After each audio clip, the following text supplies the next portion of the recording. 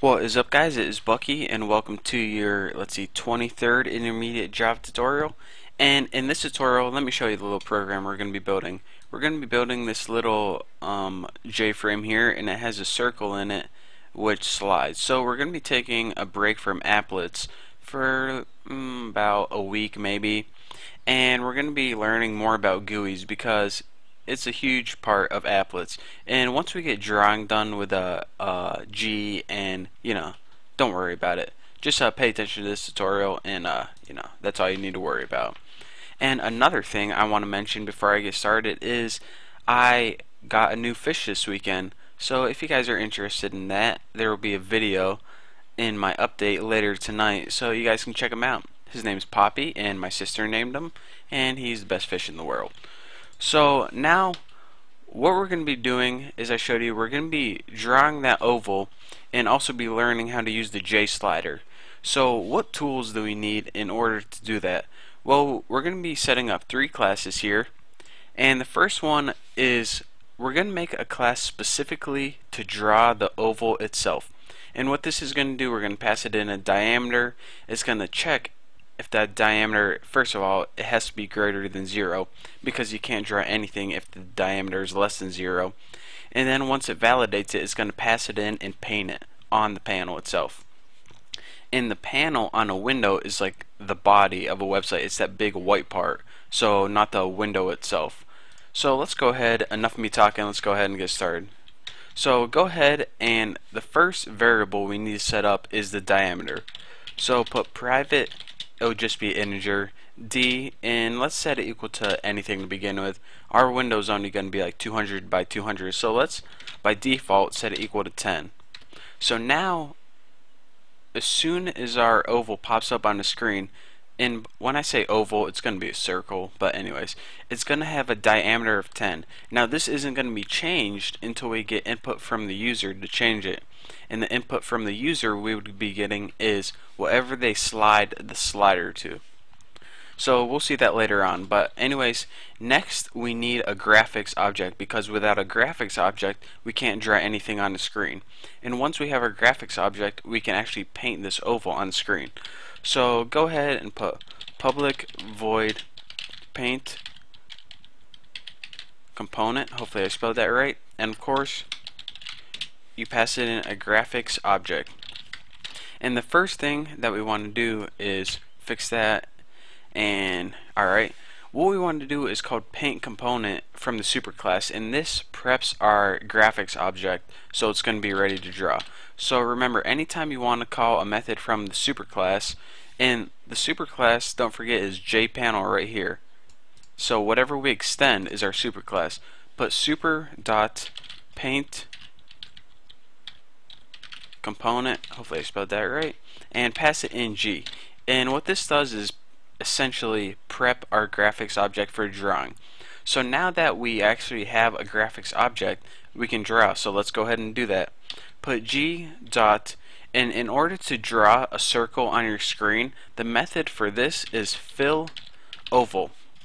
And what this does is it paints a solid circle or oval on the screen. This is a built-in method, so we don't have to build this later on. And as you see, we have 4 parameters that it takes. X, Y, this is position where it's going to appear on the screen, and width and height. Now the width and height are going to be the same in this case since we're drawing a perfect circle, but you can change them if you want. So let's go ahead, and where do we want it to appear on the screen? Let's put it at 1010. You can put yours at like 1515 if you want, but don't go any more than that. Now the width and height, this is the thing that's going to be changing depending on how big to the left or the right they slide their slider. So this is, since this is going to be a dynamic value, we want to pass it in a variable instead of just a constant number such as 10 or 20. So go ahead and pass it D and D. So now it's going to take whatever value D is, which is in this case 10, and it's going to draw a circle that's 10 by 10, which is a perfect circle at this location. But then if they change the slider to, let's say, 50, then it's going to draw a bigger circle with a 50 diameter at this location. So now that we got our paint component method set up, that's all we have to do for this method. So what do we need to do after this? Well, the one kind of check that we need to do is we need to make sure that the diameter that is passed in is greater than 0. Because if we say, alright, Java, draw a circle with a diameter of -3, it's going to be like, WTF are you talking about? I can't do that. So that's what we're going to check for.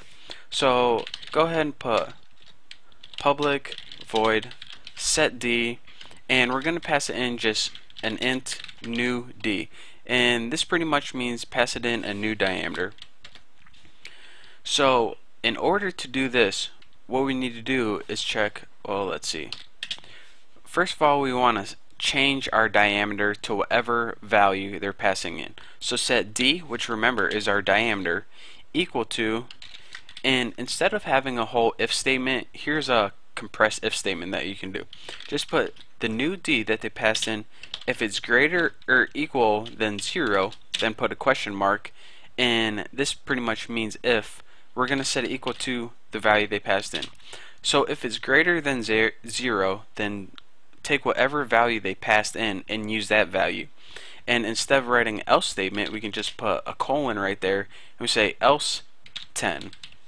So what this means in summary is, alright, they're going to pass in a new number using the slider, which we're going to be learning it in the next tutorial.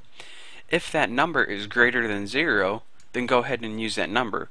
But if that number is less than 0, then someone effed up sooner or later. So if they effed up, or if we effed up, then just use 10 right there.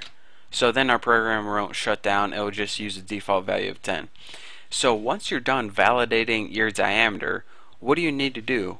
Well, you need to call this paint method again, because if you have a new diameter, you have to paint the new circle on screen. So in order to do this, just go ahead and call repaint. And what repaint does is, this is a built-in method as well, it automatically calls the paint component method from the same class. So you don't have to call paint component over and over again. Just once you painted once, just call repaint, and it's going to paint whatever we define this method to be up here. So the two other methods I'm going to be going over in this tutorial is, you don't really need to learn them. They're just housekeeping methods for a layout manager, but make sure you include them. Public dimension get preferred size. Gotta type that slow so I don't mess it up. And it doesn't take any arguments. And again, I said you don't really need to learn this, but if you're curious, what it does is it's used by the layout manager to determine the preferred size. So go ahead and return a new dimension. Return new dimension. Just put like 200 by 200. And don't worry if you don't know what that does for now, but I only got 2 minutes. So the last one is another housekeeping, and this is used by Layout Manager to determine the minimum size. And again, these are built-in methods. Don't really worry about it. This isn't what the tutorial is about, but it's a necessity in our program. So public dimension get minimum size. Hopefully I spelled that right. Looks good. And return get preferred size. So then they'll be the same. Let me just copy that. And where you at? Paste right there. So now go ahead and check your program for errors, and if you are good to go, then you're ready to move on to my next tutorial. So in this tutorial, one last time, we passed a diameter by default, and this is what's going to paint as soon as the program starts up. We made a way of painting the circle on the screen, and we also said, alright, whenever we decide to change our diameter, we need to check to make sure it's greater than 0.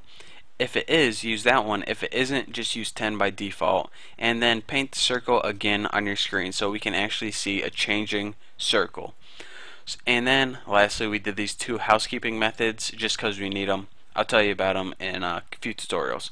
But that's it all for now. I'm gonna go play with my fish. So thank you guys for watching. Don't forget to subscribe, and I'll see you next tutorial.